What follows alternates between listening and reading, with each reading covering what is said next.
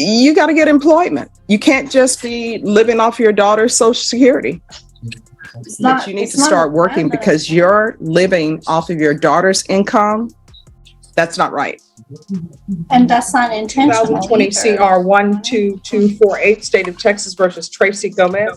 Are you Miss Tracy Gomez? I am, Your Honor. Did you understand the state is proceeding on the lesser included offense of driving while intoxicated as a Class B misdemeanor? Range of punishment for that offense is up to 180 days in the Bexar County Jail and up to a $2,000 fine. Did you understand? Yes, Your Honor. According to the plea bargain agreement, the state is proceeding on the lesser included offense of driving while intoxicated as a Class B misdemeanor. They're asking that your punishment be assessed at 180 days in Bexar County Jail. There's a $1,000 fine. No application for deferred adjudication. They recommend community supervision. Take in consideration night bag number 580862, ignition interlock, DWI intervention, DWI repeat offender program, DWI VIP, 1 year Texas driver's license suspension. Did you understand that to be the plea bargain agreement? Yes, I did, Your Honor. Next, I'm showing you outside the plea bargain agreement. State is requesting that your community supervision be for a term of 2 years. There'll be a TAP evaluation of 140 hours community service restitution. Did you understand those are recommendations from the state and the court does not have to follow those recommendations? Yes, Your Honor. Then to the offense of driving while intoxicated as a Class B misdemeanor, how do you plead? Guilty, not guilty, or no contest? No contest. The court will find there's sufficient evidence of guilt and the court will find you guilty of driving while intoxicated as a Class B misdemeanor. Are you proceeding with sentencing? Yes, Judge. Anything you wish to say on behalf of your client? I have no doubt that she will successfully complete everything that the court is imposing as a condition of her probation. We're very grateful to the state for their consideration, and she's been very helpful in her defenses and in helping us negotiate with the state. All right, the court will sentence you then to 180 days in the Bexar County Jail, suspended and probated for 2 years, $1,000 fine. That will be. All right, guys, today's courtroom drama is one you do not want to miss. We've got the state of Texas versus Tracy Gomez, a mother standing trial for driving while intoxicated. The judge lays it out straight. Tracy faces up to 180 days in jail and a $2,000 fine. But instead of fighting, she takes a plea on a reduced charge. The deal: probation, fines, interlock devices, community service, and mandatory treatment. It sounds tough, but make no mistake, the court is making it crystal clear. Leniency is not forgiveness. Probated, taking consideration night bag numbers 580862. Then the court will sentence you to ignition interlock for half the term, or if you provide an affidavit of non-driving, then Rebecca, she can have an alternative to ignition interlock, whichever I guess is the least expensive one, either SCRAM or PAM or whichever one is least expensive. DWI intervention, DWI repeat offender program, DWI VIP, 1 year Texas driver's license suspension, proof of employment within 30 days, 90 hours of community service restitution, and outpatient treatment with probation. And there's to be a regular Zoom reporting with probation and random UAs. Rebecca, is there anything else she needs? No, ma'am. Miss Gomez, is there anything else you need to be successful? I just I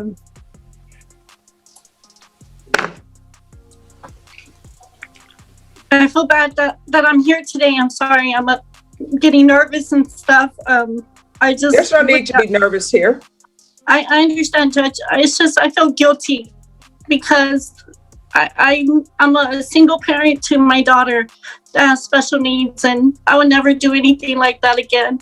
And I was 24/7 with her at home, and I just went to go get something to eat, and I just feel really bad that I'm with her so much, we had to get fresh air, and this occurred, and I walk with guilt every day.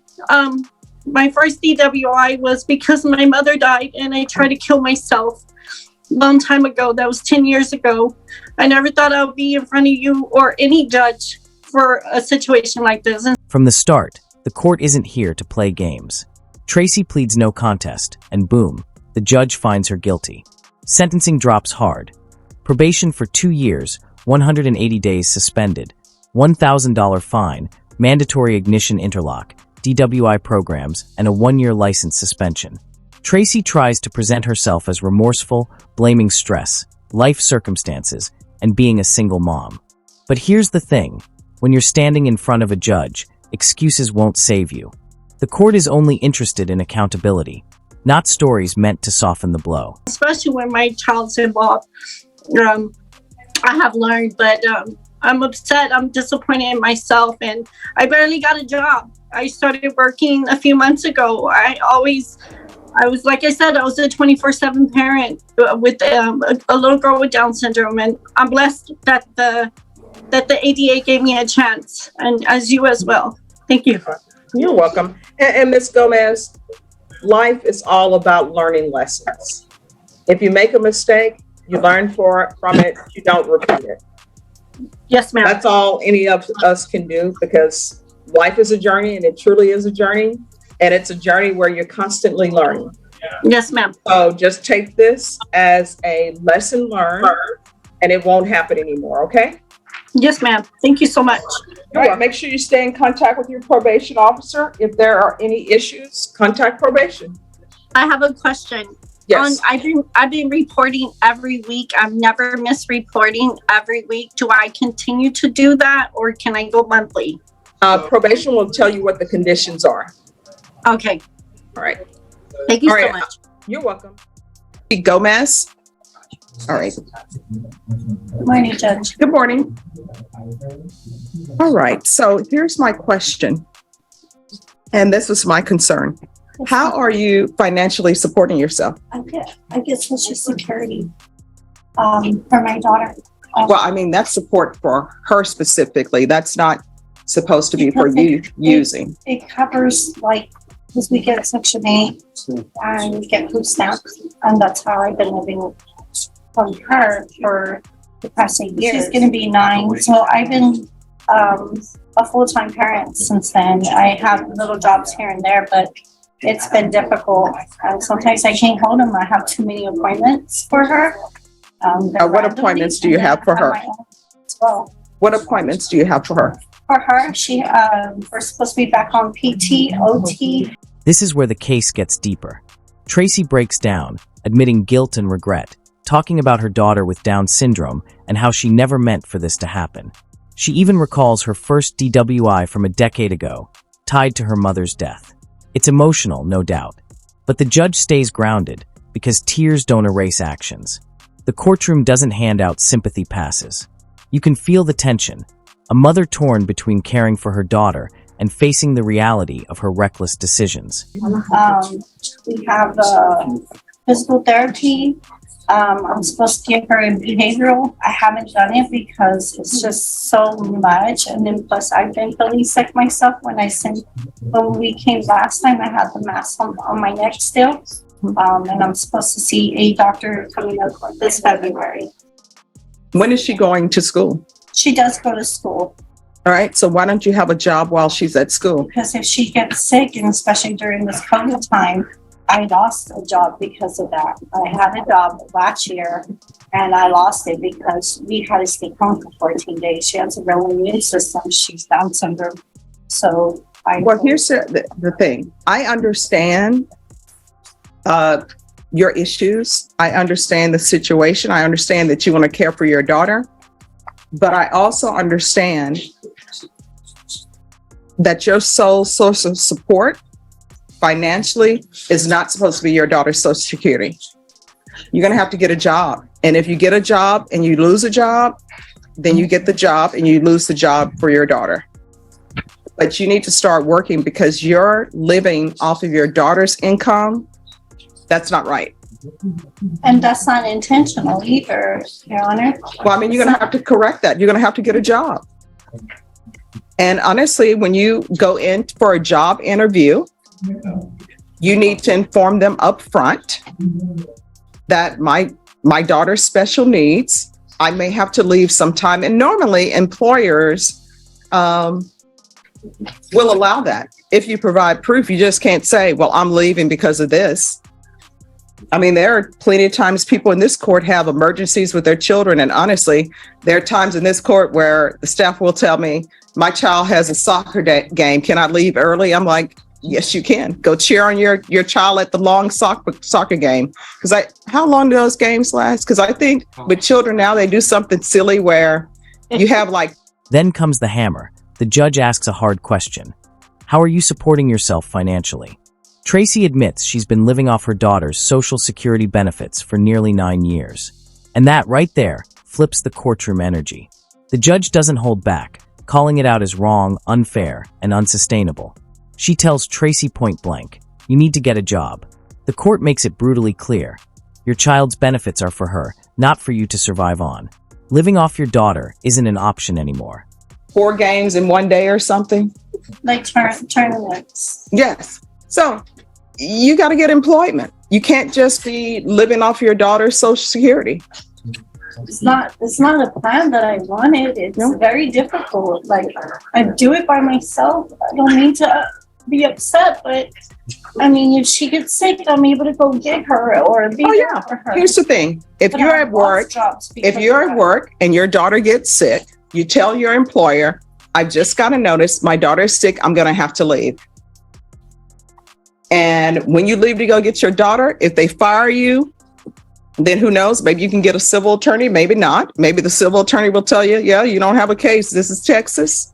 Or maybe they will tell you you do have a case.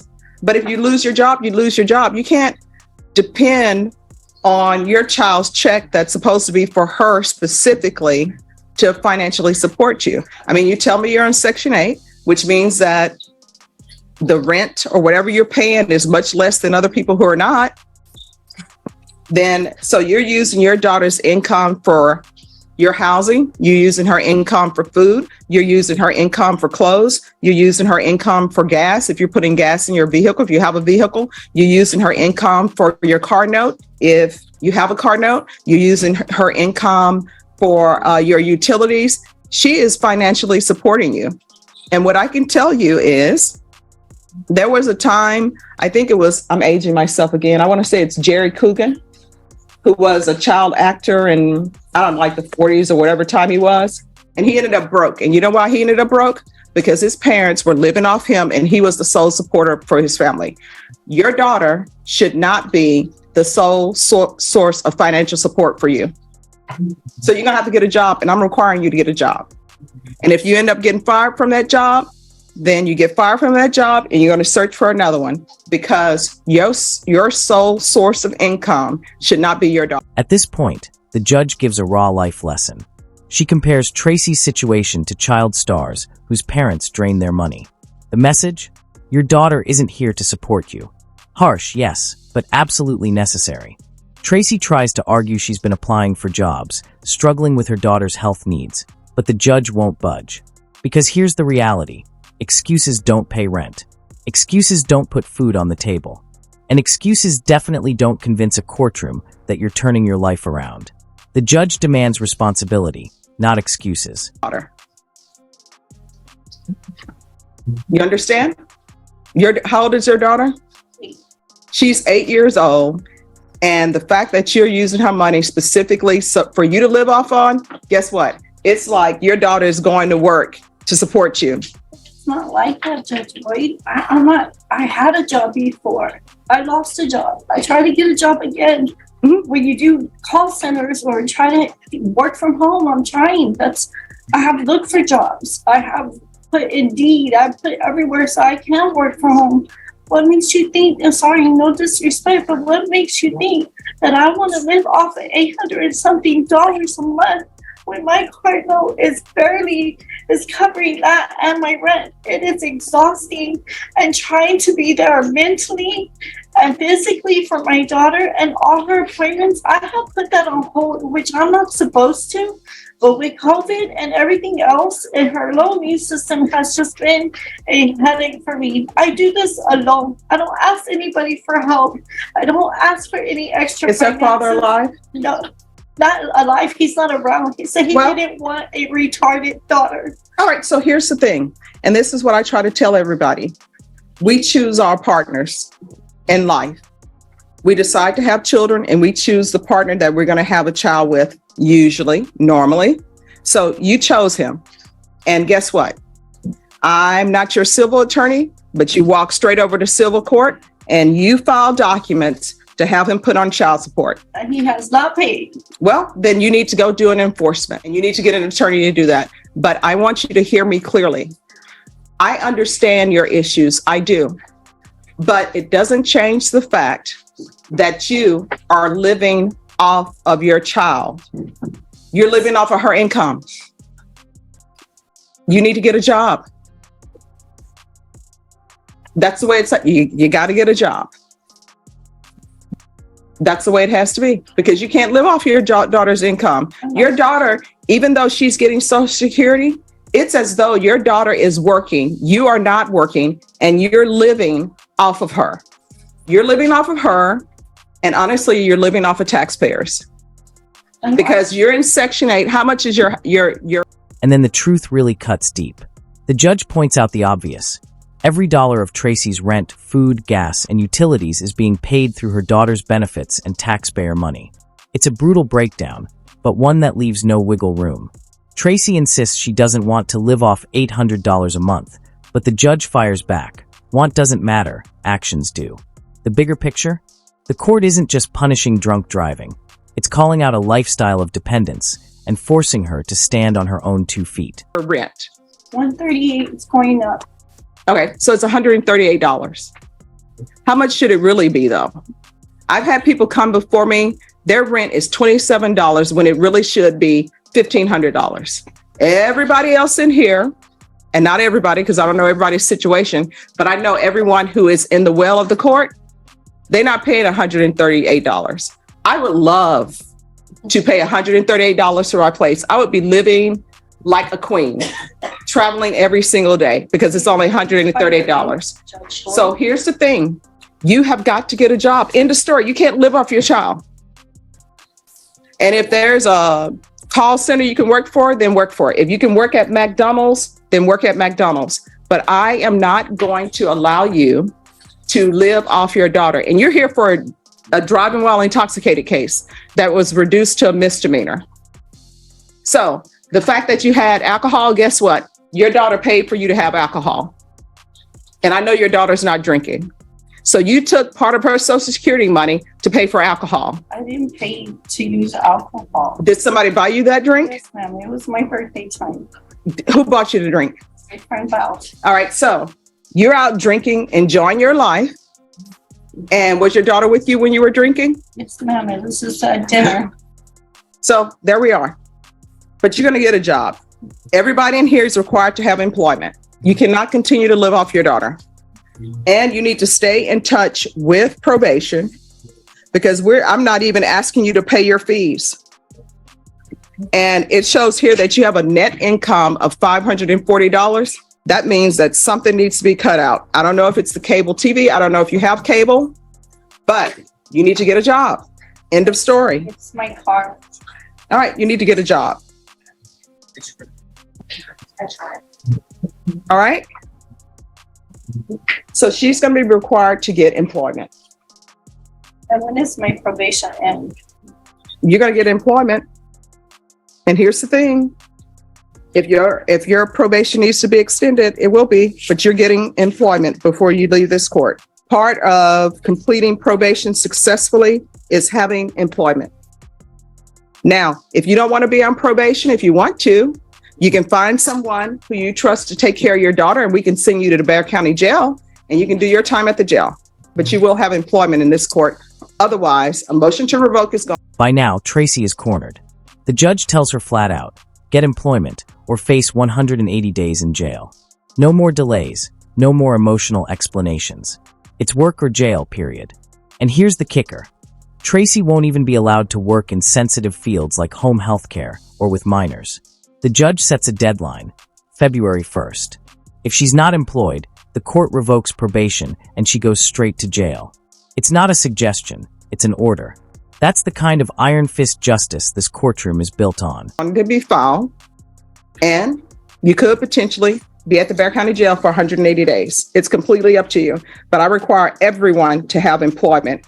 And again, she's not to have employment as a home health care provider or with minors. And I'm going to want an update on her employment by February the 1st. Let me see. May I say something, Your Honor? Sure. I just don't want you to think like I'm using my daughter. That's not what it is. I was employed. I haven't been employed since last year, and I haven't found a job. I have been looking, and Well, if you have not been employed since last year, what month last year? When's the last time you? February. Yes, ma'am. So that means that you were not employed March, April, May, June, July, August, September, October, November, December. You have not been working for 10 months. So you've been living off your daughter for 10 months, and I'm not going to continue to allow it. You're getting a job. And with all respect, yes, ma'am, I understand that. But I don't feel like, hey, I'm using my daughter. Or You are. No, I'm not. Yes, you are. You're living off of your daughter. I don't know what you don't understand about that. Your rent, your daughter is paying your rent. You're not. Your utilities, your daughter is paying your utilities. I am The her gas, you're not providing for her.